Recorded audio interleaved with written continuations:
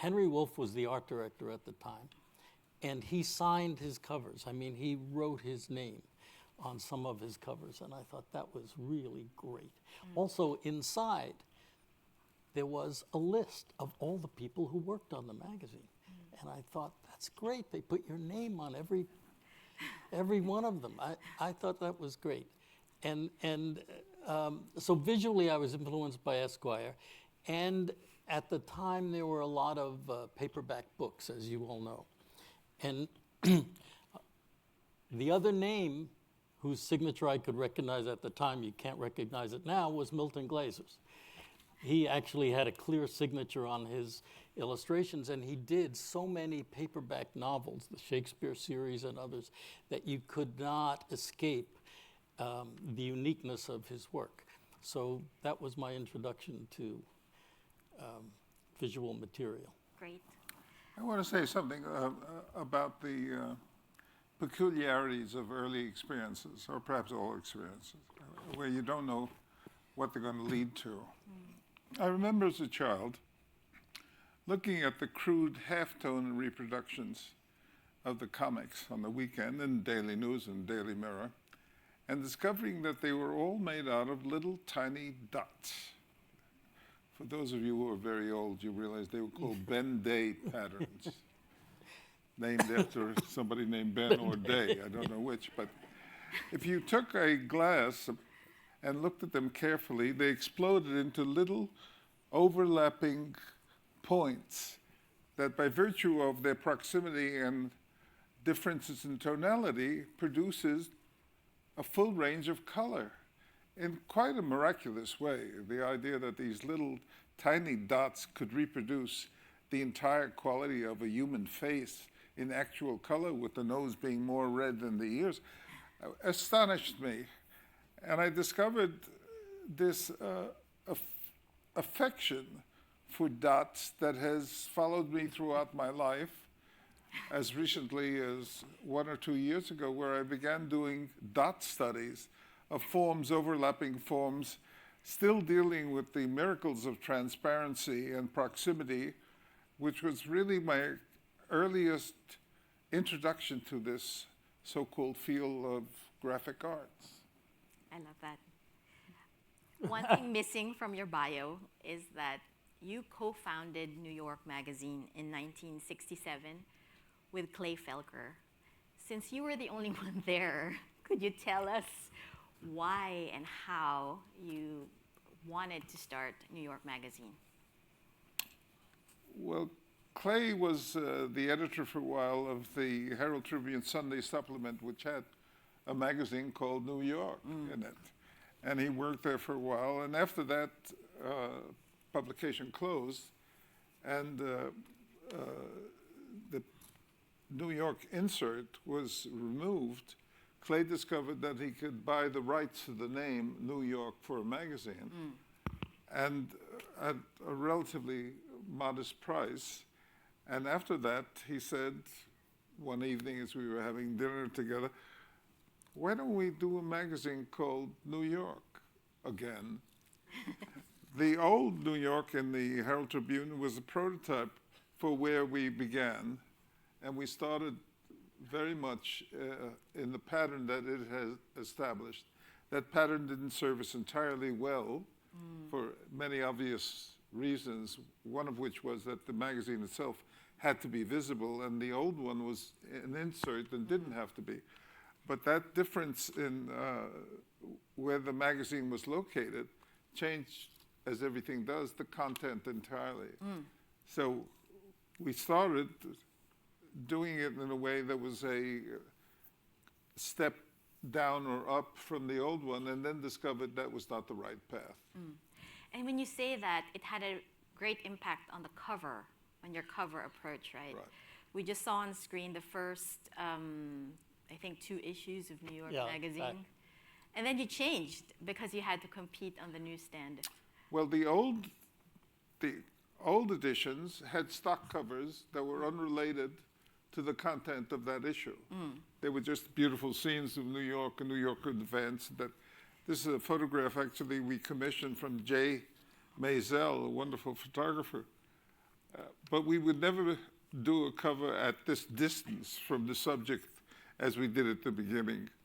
And we soon discovered that stock covers, which say Scenes of New York, was not working on the newsstand. When I got to New York Magazine, I opened one of those file drawers and found proofs.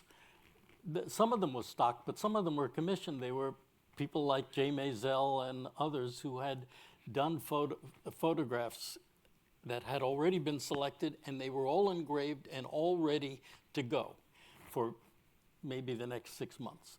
But Milton, after I was hired, realized that you can't put 40 cents, the magazine cost 40 cents at that time, that was a lot of money, 40 cents for a magazine that looked like the one they got for free only months ago.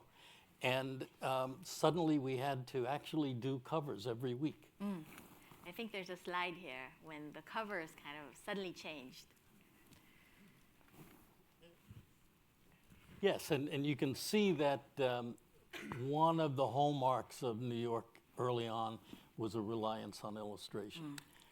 Photography was, A, difficult to reproduce in some cases. We had a short deadline and not a good engraver. And drawings actually printed much better. Also, they could be done quickly. I think I went ahead of myself. I forgot to probe. How did you meet? Why did you hired? Well, like most of the people in this room, I was a student of Milton's at SVA at night. I went to a terrible school up the street called the Art Career School in the Flatiron Building. And I later learned that there was a new school starting on 23rd Street. I went down there to look it over, and there was a brochure, and it showed half of Henry Wolf's face and half of Milton Glaser's face. And it said, designed for the written word. Picture.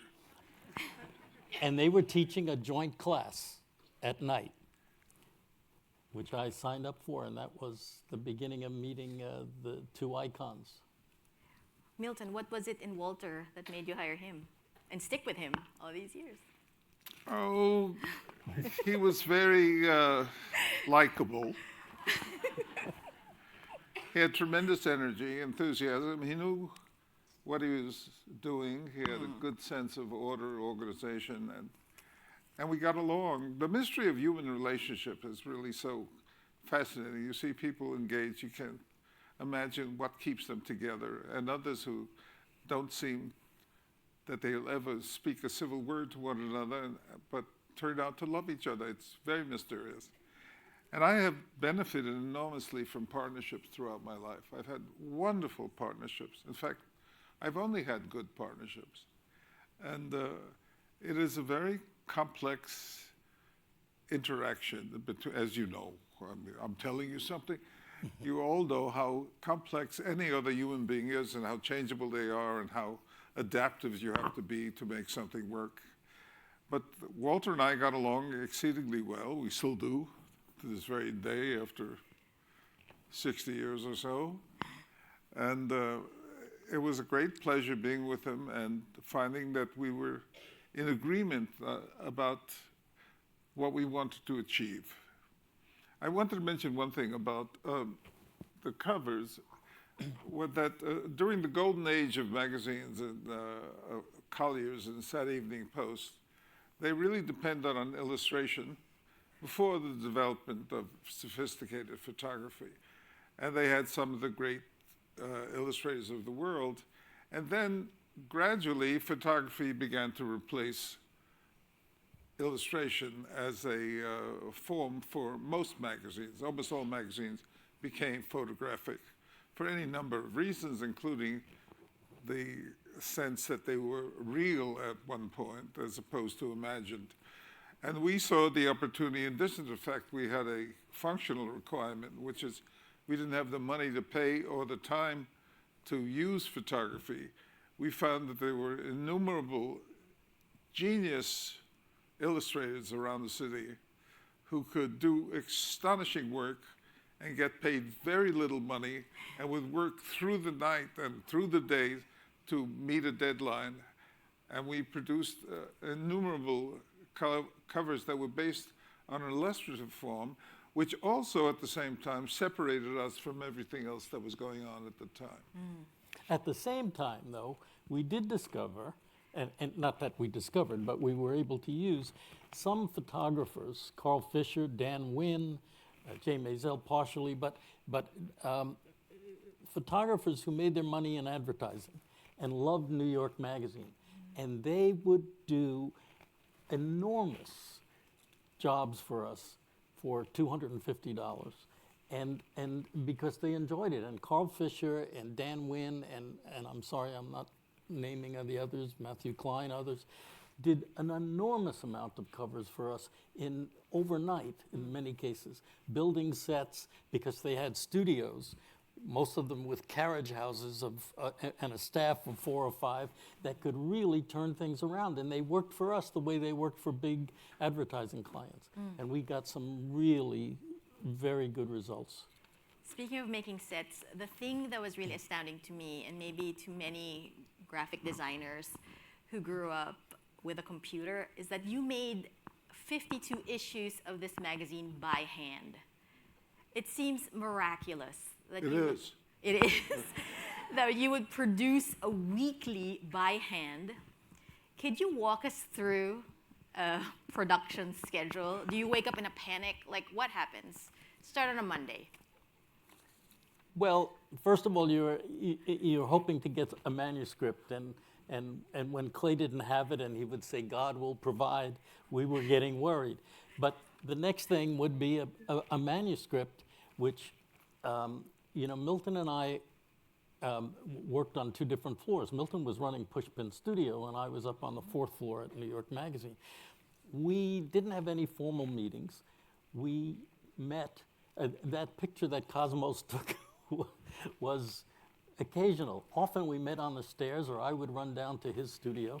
He loves interruption, so we would simply have these short cracks. I'd take part of a manuscript, he'd read it, I'd read it, we'd talk about it quickly, and move. But the next step, aside from deciding what we might do for a cover or an illustration or an assignment, was you had to mark up copy. You had to specify every way the typeset would be in order to get, by the next day, galleys. And those galleys would go to editors to edit, to us to count, to others to proofread. And all those galleys would then go into, back to the typesetter, who would make reproduction pages. We never did layouts except on tissue paper. We just made instructions on a tissue that would tell them how to set that page. And then each page would have to be pasted up. Now, Milton, God save him, was at Pushpin, and he works very quickly, and he comes in at 9 and leaves at 5. But at midnight, there were a lot of corrections to be made. And we would have people with tweezers and Elmer's glue fixing commas and putting in semicolons and capital letters in order to get the magazine out on Thursday. And everybody did that every week. Let me interrupt just to augment that, to imagine what this is like. You get these proofs in, they're still wet for the printer.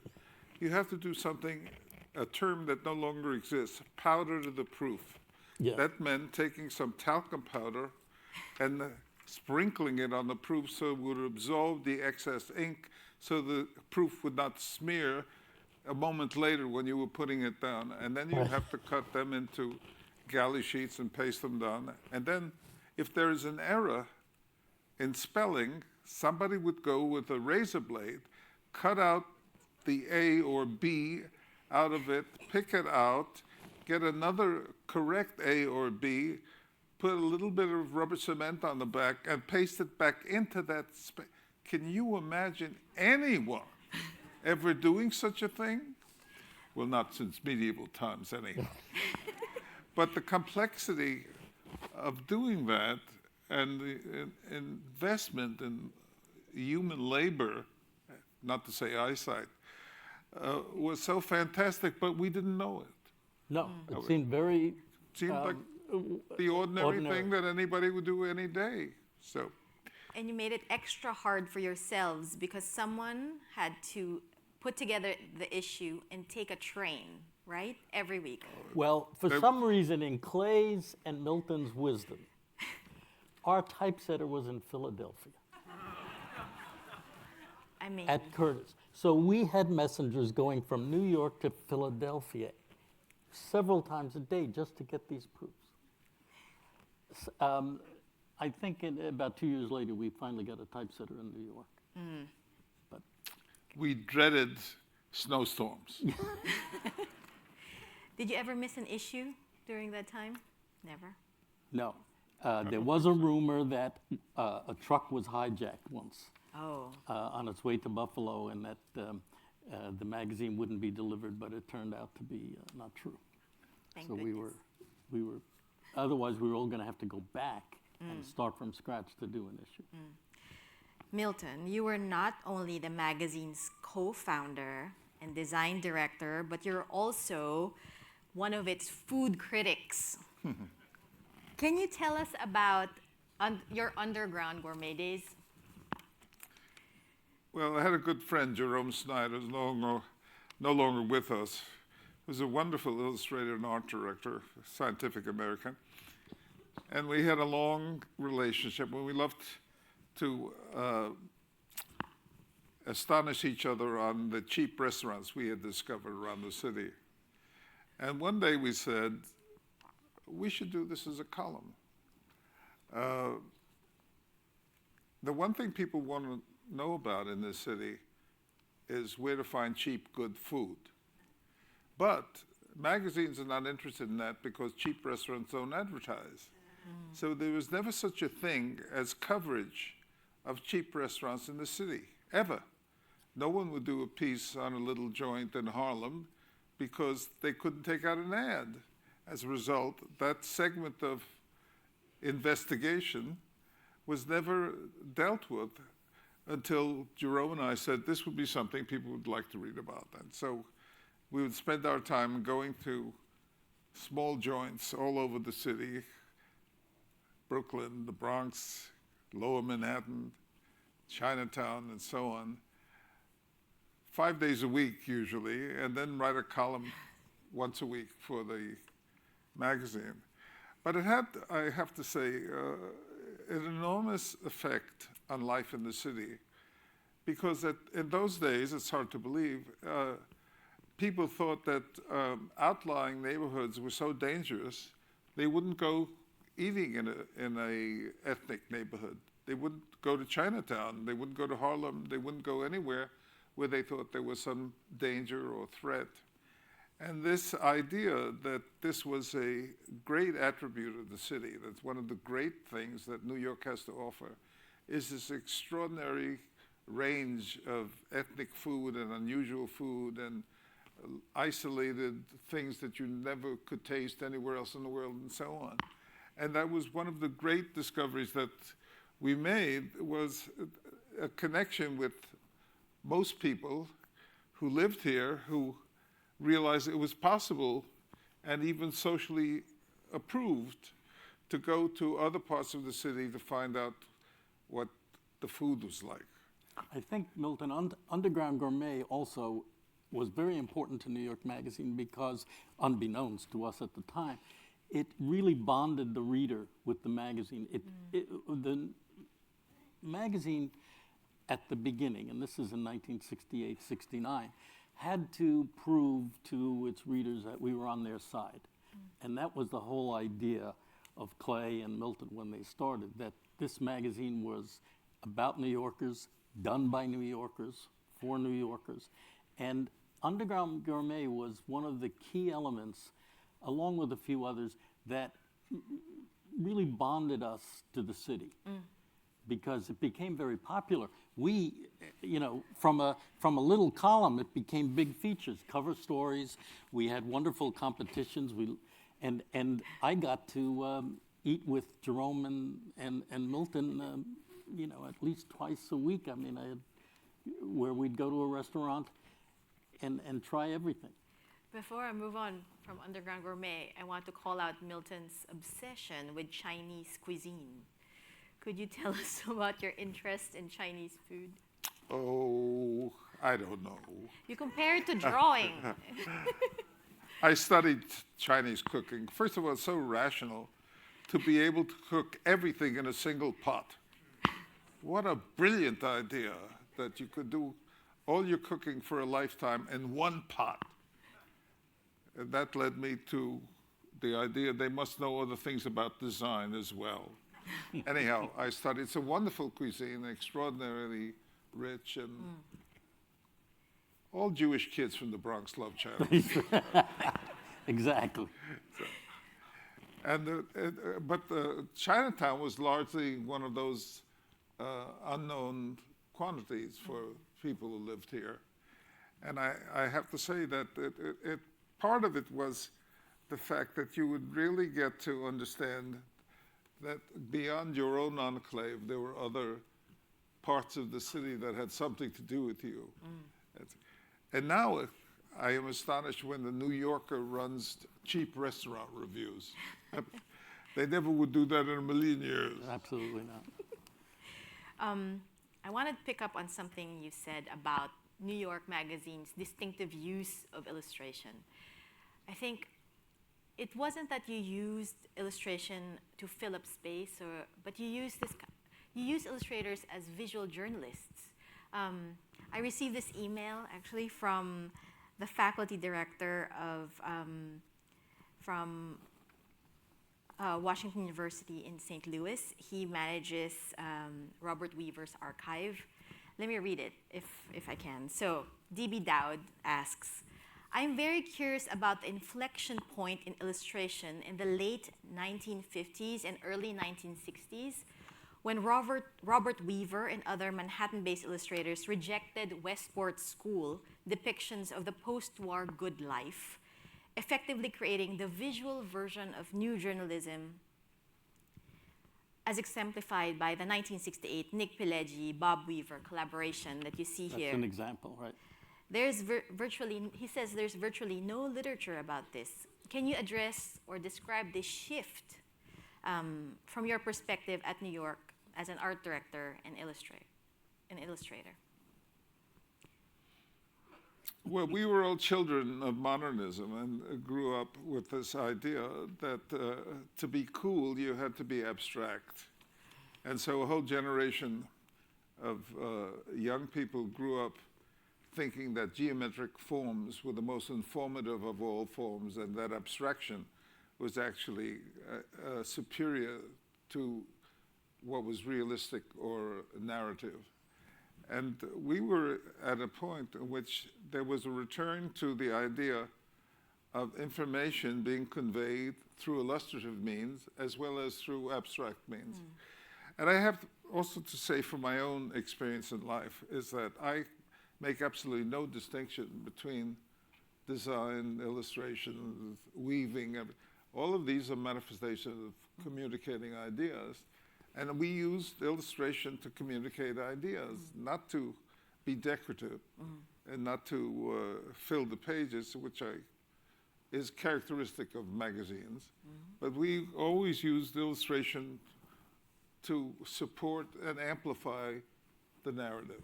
And we had a couple of very unique practitioners of that. Robert Weaver is example, and Jim McMullen. Both of them we're not doing models the way that, as you say, post-war illustration was. They were reporters. The original thing you saw up here was an assignment to Robert Weaver to cover the story about the police. And in this case, it was about the Little Italy. Nick Pileggi wrote a wonderful story about his experience in Little Italy. And Robert just spent days down there drawing. And his drawings were not sketches to be refined somewhere else. They were his sketches and they were his finishes. And he was just marvelous reporter. It was sad when his eyesight began to fade many years later When I was at Time, he did a cover for me, but he couldn't see well anymore. But his insight and that early magazine that Milton did, he used Robert right from the beginning. But that this Little Italy piece was just breathtakingly beautiful. And not only that, it reproduced well. For some reason, we could reproduce his illustrations better than we could reproduce anything else. It's important to observe, even as you're looking at these things, that these drawings, from my point of view, are as good as Delacroix or any of the 19th century French draftsmen. They are superb drawings. The fact that they're in a magazine and reporting on life in the ghetto, whatever the subject matter is, doesn't elevate them to the same position. But they are, from a point of view of draftsmanship, observation, communication, they are extraordinary drawings. And we were lucky enough to be able to use Weaver, and his work really resonated. People looked at those and were very moved by the sense of gesture and quality that it looks like a simple pencil drawing. I don't know why, but you can tell the genius behind them. And you had one staff illustrator who you used as a visual reporter. Oh, yeah. Right?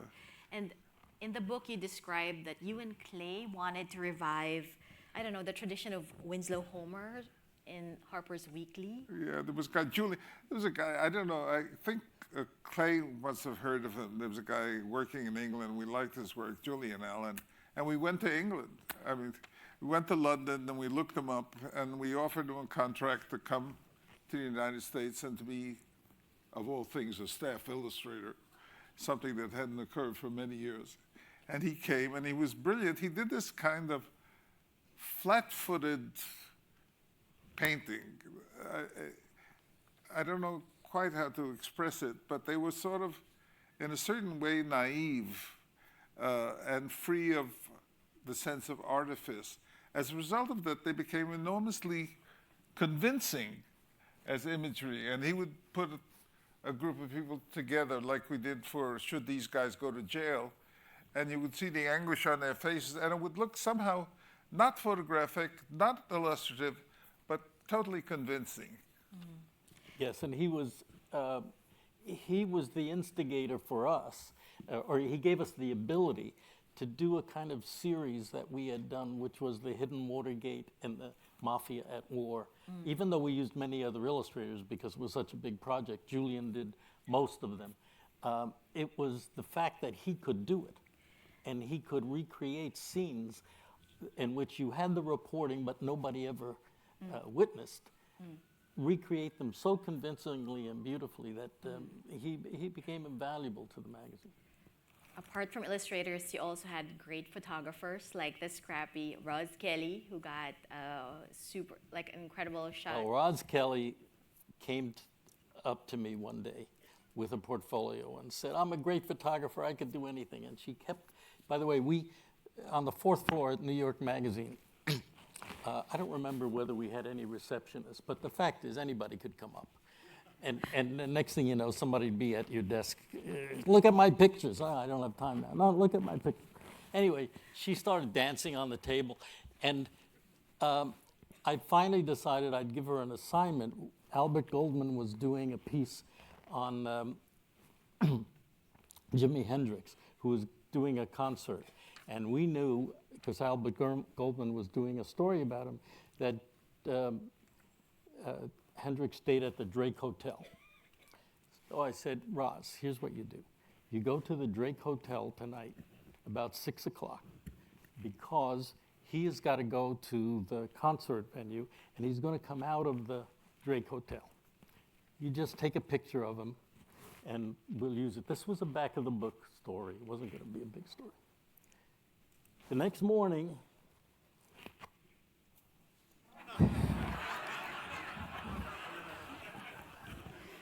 I don't know what happened. But she didn't have any pictures of him outside the hotel. Roz was really a very ingenious photographer, and you may know her because she then went to Hollywood. She became Pinky Trocadero on Happy Days. She was in The Owl and the Pussycat. She was done quite a few theatrical things, gave up photography, although there's a site, I think, where you can see her archive. But she did a great job for us that night. Wonderful. Apart from that, you also had, of course, incredible writers, Tom Wolfe, and one very important person, Gloria Steinem. I wonder if you could talk a little bit about what Gloria did. She was a founding editor of New York, and Ms. Magazine was actually introduced in the pages of New York Magazine. Could you talk a little bit about Gloria? Well, Milton will know why, about Clay's interest in supporting that. Well, Gloria was with the magazine at the very beginning. Exactly. And I think her consciousness changed. She was always an activist, but became more passionate and more invested in women's rights in the process of doing stories that related to that issue, and other kinds of stories as well. As you know, she's a beautiful, articulate, wonderful woman of an extremely generous nature. Yes. And after a couple of years, she wanted to embark on this women's magazine and put a team together and asked Clay, and Clay was very willing to do this, to support it and help launch it. And we literally launched it in New York Magazine. It was a great accomplishment for us. And it positioned Gloria at the top of the activists for women's rights, and appropriately. And as you know, she just continued being a wonderful human being since then. And one of the earlier articles she wrote was about Richard Nixon. I want to talk about Richard Nixon because he seems to be the poster child of, you loved him. You loved skewering Richard Nixon with as much gusto as maybe we caricature the current president. He's been on so many covers. Nixon. Yeah. Well, he was our meat. This was in the mid-'70s and the early '70s when Nixon was a prominent figure that we couldn't resist. We had several artists do a story do a feature about how I draw Nixon, because everybody did wonderful caricatures. It was with Gloria's cover story, Learning to Live with Nixon. It's in the book, the recipe on how to draw Nixon. And a few more, maybe. We loved it. It's one of the interesting things about the nature of perception. How is it that we can tell every face in the world as being different from one another, with only these little elements of distance between the eyebrow and the eye to guide us? Well, how could this be no other human being but Richard Nixon? I mean, there's no information there except a hairline, but that is sufficient. It couldn't be anyone else. It's brilliantly realized By David Wilcox. But it's just an astonishing piece of work. The other thing that really is our favorite, somebody said it was the funniest thing ever published. I think it's true. It's the Nixon eggplant. Somebody came up, one of our contributors came up one day and had a box. I said, "What's in the box?" She said, "It's the Nixon eggplant." I said, "What are you talking about?" I said, "Nixon eggplant." "I don't see anything. What is that?" She pulled it out. I said, "That just looks like an eggplant." And she said, "Oh, yeah?" And then she turned it around. And voila!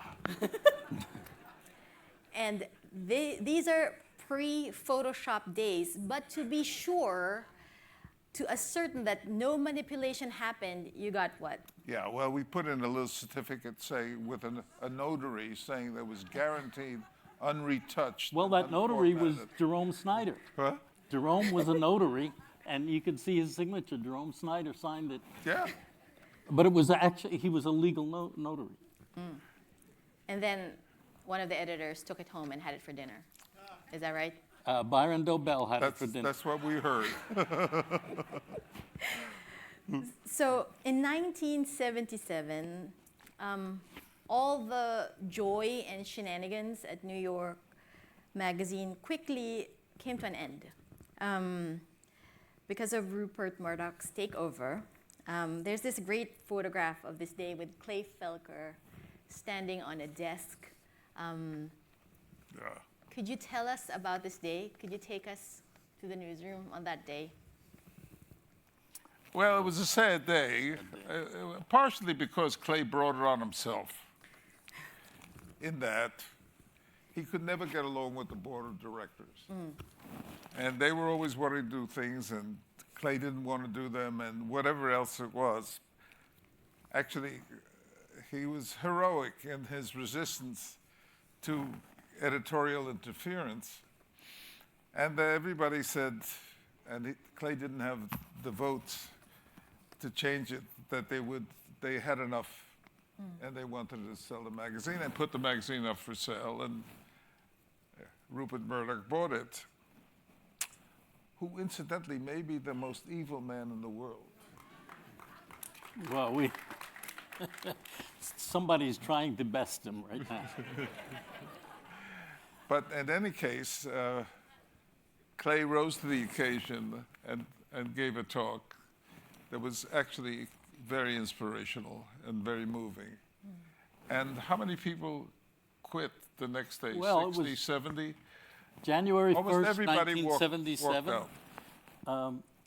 he took over, and December 31st, we were all gone, basically. Or a lot of people. No, a good part of the staff in all left. fairness, there were young people who needed to work. They, Milton had Pushpin Studio. I was going to just look for another job, but there were other people who, on January 2nd, they couldn't suddenly take their portfolios and run around. So some of them stayed to produce. No, but Walter, it's very unusual if somebody gets fired for the staff, half the staff to walk off the Well, that's on true. any A lot, circumstance. and most of the top editors left. Yeah, it was an extraordinary act. And it actually demonstrates the cohesion and the affection we had for one another and being at the magazine. It was a wonderful place to be. Now, moving on from New York Magazine, so the book actually details a lot of your magazine work, and one of the magazines that you designed early on is Paris Match, Milton, and you did this in record time. Could you tell us about your weekend in Paris? Oh, that's funny. Yeah, it's one of my favorite self-inflating stories. I got a call from the editors of Paris Match through a friend, an associate. Prouveau, who's the editor-in-chief, asked if he could have lunch with me. And I had lunch, and he said, I'd like you to redesign Paris Match. It's become old and fuddy-duddy, and I want to bring it up to date and have a really inspired, fresh look and new approach. And I said, well, get me some issues. I'll take them back to New York and do a study for you, and in a couple of weeks I'll outline a proposal. He said, no. I want a Thursday. So I found that idea very appealing. And we got the team together. I speak no French. We got the team together, and somehow through hand signals and rudimentary English and so on, we worked for 2 days through the night, only bolstered by some oysters and champagne. And we actually did it. We actually completely redesigned the magazine front to back, and it came out the following week as an entirely new magazine.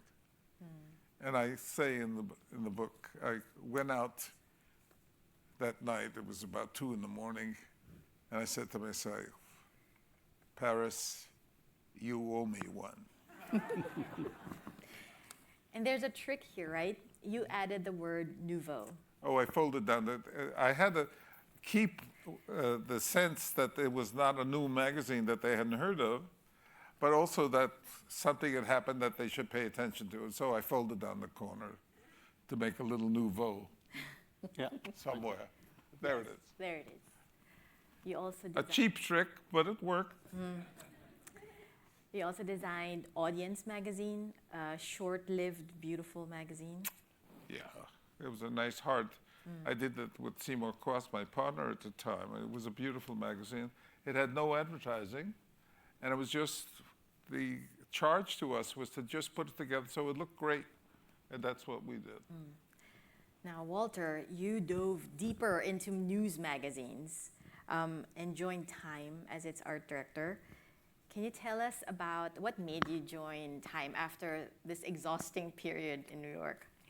Well, I got a call asking me if I'd be interested in redesigning Time magazine, which I didn't like very much as a magazine, but I realized they obviously called me because there were very few people who, Milton, myself, maybe a few others, somebody at Newsweek, doing a weekly magazine. Who had the experience of doing a weekly? So I made an arrangement because I didn't want to become the art director of Time. I didn't like the look of it. I said, if you give me 3 months to redesign it and accept it, I will guarantee working and redoing the magazine on staff for a year. And they said, well, okay, we'll let you redesign it, but it's got to be in secret. And Newsweek can't know about this. Nobody can know about it. I had no office at the time. I had just left Time. Milton was at 41st Street, where old New York, the new New York magazine was, and hadn't moved yet. So he gave me space in the 32nd Street The original. office. And I hired Rudy Hoagland, and we started in secret working on Time. I only had one contact at Time magazine, was Ray Cave. He was my contact and the person I could talk to, but nobody else could know about it. It's like Spy Games. Then, a few weeks later, Milton moves back into the building with his own secret project, Newsweek. So, for a period of months,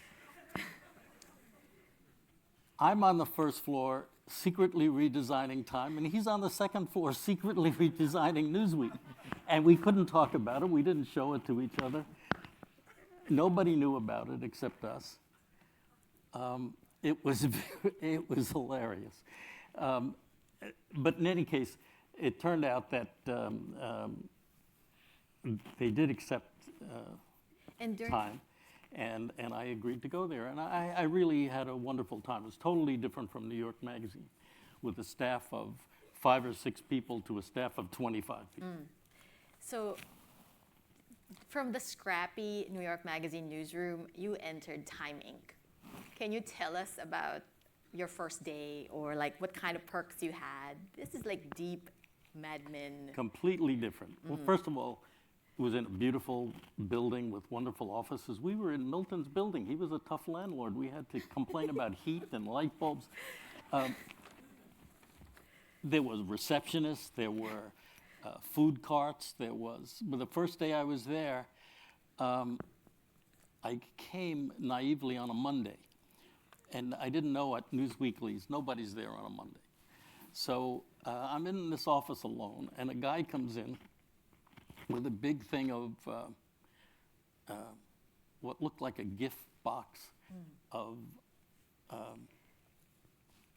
wine, scotch, all sorts of drinks. And I see it on my desk, and I'm looking for the card that says, you know, congratulations on your new job, and I don't find any, and I run after the guy, and he's down the hall, and I lose him. So I assume that I'll find out. The following Monday, skipping ahead a week, that guy comes in again with another batch, and it turns out that the department heads get a supply of liquor every Monday in order to keep the staff satisfied through a long day.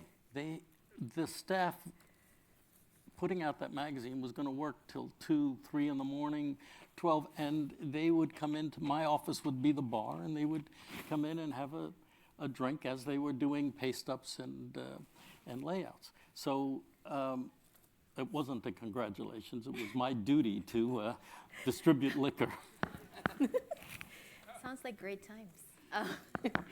Now, at Time, you changed a few things. Can you talk about a few of those?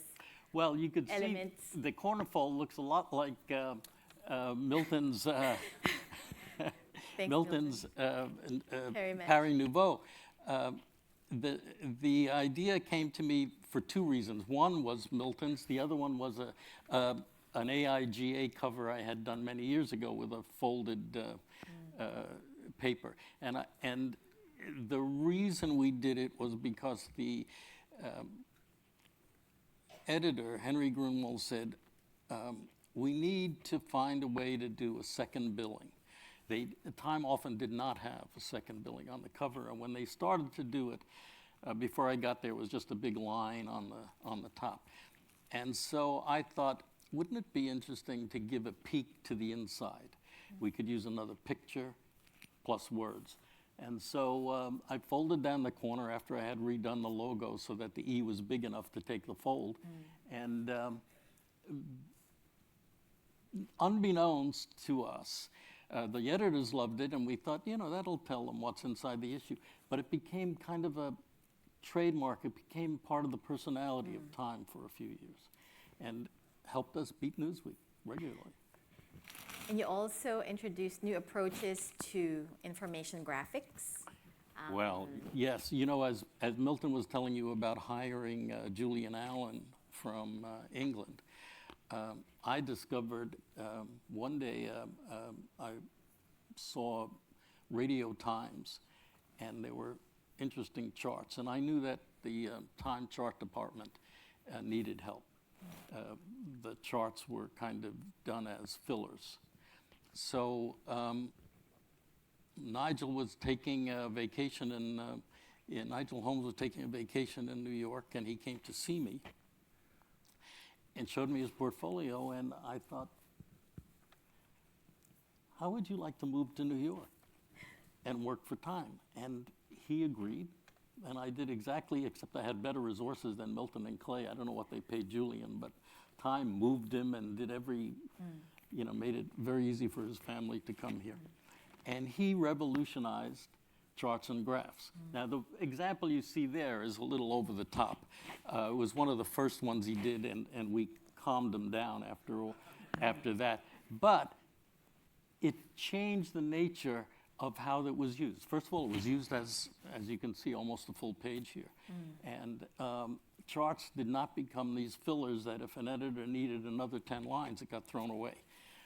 They became the major part of information graphics, and really, again, helped change the personality of the magazine.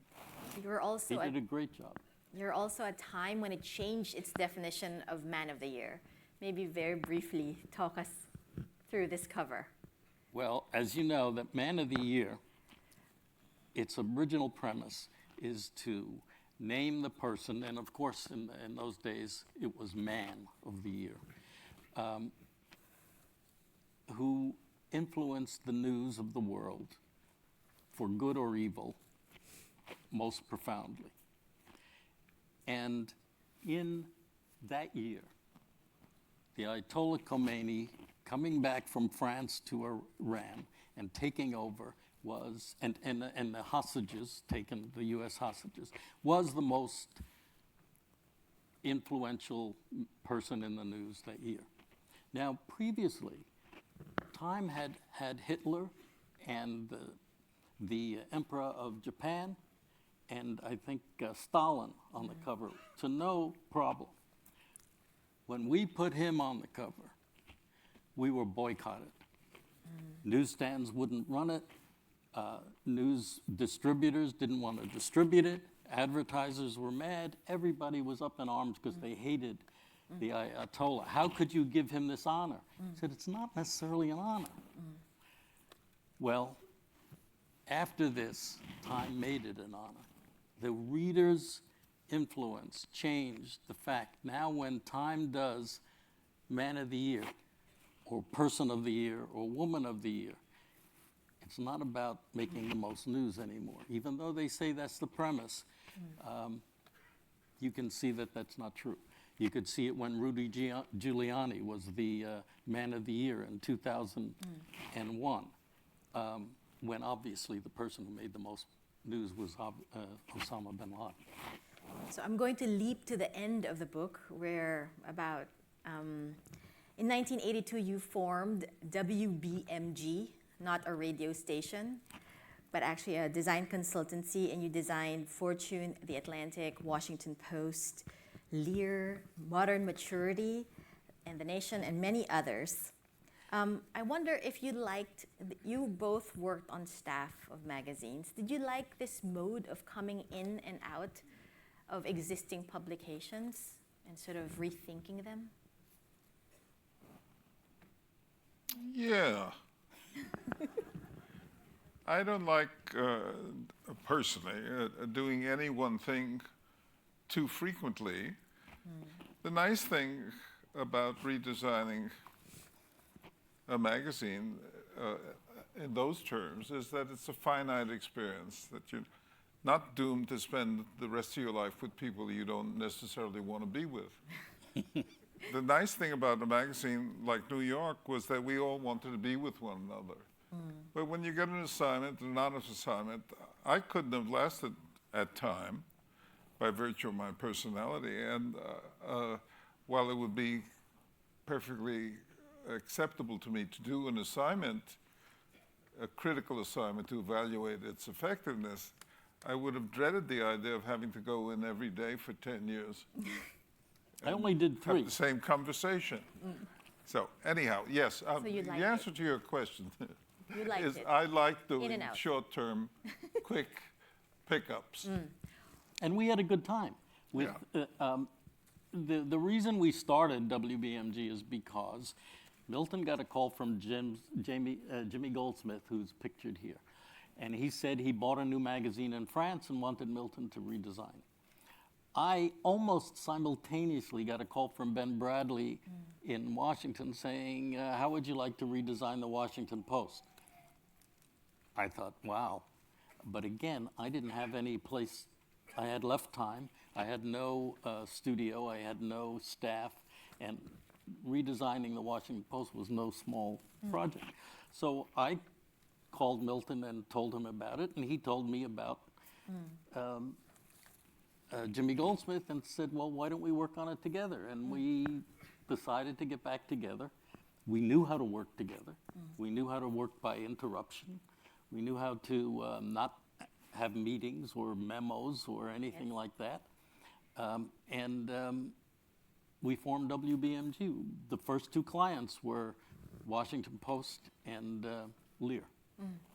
I'm going to leap to the end papers of the book. One of my favorite parts, really. In the book, you make a specific decision to feature magazines that failed to launch or didn't really take. And on the end papers, you publish some catty hate mail from readers. Why do you think it's important to acknowledge failures in this book? Well, I don't know how you can deny them. Or another way, how do you handle criticism in your work or maybe in life? I don't know, Milton, you know, there were always letters at New York Magazine, and real letters, by the way. There was no, you know, you got letters, and they were not really design critical, because New York Magazine was evolving and was not really a new design. So people were critical of articles, et cetera, and sometimes they didn't like a cover. When I got the Time and the new design came out, we got letters. I had 700 letters, most of them negative. Mostly negative in the sense that why did you change my magazine? And even though circulation went up and newsstand went up, and people got used to it, that was the kind of reaction. Sometimes you would get criticism that was more specific, but mostly it was, what have you done to my magazine? And I started collecting those. And by the way, we also got some that were positive. If you ever have a chance to peek at Walter's collection of catty hate mail, it's incredible. The glory days of reader trolling, there are telegrams, there are letters and diagrams. They're incredible. How about you, Milton? How do you handle criticism? I can handle criticism from anyone except my wife.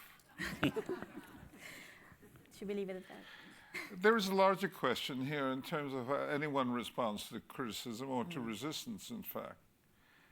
And one of the things that's very difficult from a career point of view, and for somebody who has aspiration to succeed in life, you have to decide whether you're going to become a specialist or not. And you become a specialist, you pick a category that you become noted for, and then you become noted for it, and people ask you to do more of it. And before you know it, you're doing it all the time, whether you like to or not. That imprisonment that occurs professionally is something I've tried to avoid all my life.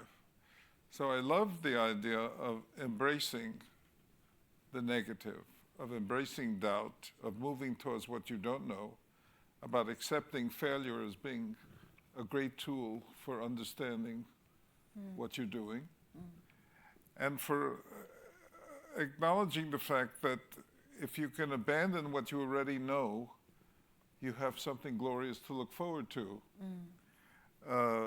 So I love criticism. And in the world of the arts, it's inevitable because all transgression is going to be rejected by the audience that is used to something. And that's why it's so difficult to initiate the new in any art form, in any political form, in anything, because the resistance will come from people who are familiar with something and are comforted by that familiarity. So when you get some resistance, you know you're doing the right thing. We have time. I have time for two more questions, and one of them is from a student from the MA program here, Dina Denaro. The question is to you, Milton. You have a documentary titled To Inform and Delight. Can you speak if this philosophy applies to magazine making as well? Yeah, I think that is such a good definition of purpose for people involved in the arts and design. To inform and delight. What other experience would you like to have out of a work of art or music or magazines or tap dancing? I mean, the idea that you can both learn and be exhilarated by something is so wonderful. What else could you hope for? It's I must say, a quote by Horace, who said it for the first time, to inform and delight. When I came across those words, I said, yes, exactly. Wonderful.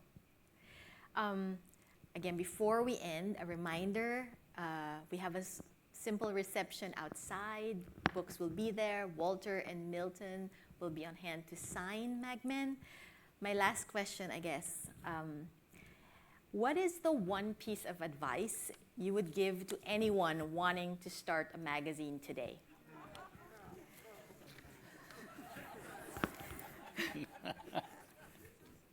You know, we were looking today at mag culture in England, showing a huge amount of new magazines and older magazines, but independent magazines. They were very inventive, but they are magazines of a new era, the era of working on a magazine like Time, in which you know that 6 million copies are being printed every week with your name on it, is just gone. These magazines, some of them beautiful, well written, all about, there's a couple about the political system today or the arts today, are small circulation to a very select audience because of distribution. They're all good. They all, I don't know how they're financed. God bless them that they exist. But it is a different era. So what's the one piece of advice? I would say do it anyway. You know, now most of them are both in print and digital. You can buy either. N+1 is one that we were looking at recently.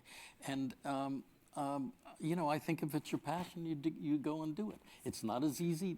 You can't take your portfolio or your writing samples around and get, you know, big bucks for at a big magazine, but you can have fun, and you can do it. So Walter says, just do it. What about you, Milton? Don't even think about it. Maybe that's a good note to end. Thank you so much for being such an attentive audience. Again, Milton Glaser and Walter Bernard.